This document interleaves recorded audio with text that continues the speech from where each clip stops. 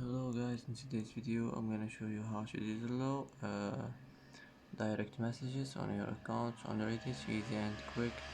First click on your profile and now click settings.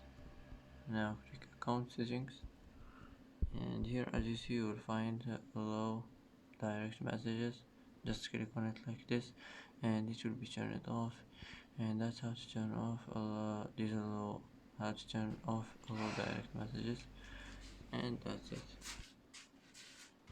And that's it for today's video. If you like this video, don't forget to like and don't forget to subscribe. I hope this video is helpful for you, and thanks for watching till the end, and see you in the next video.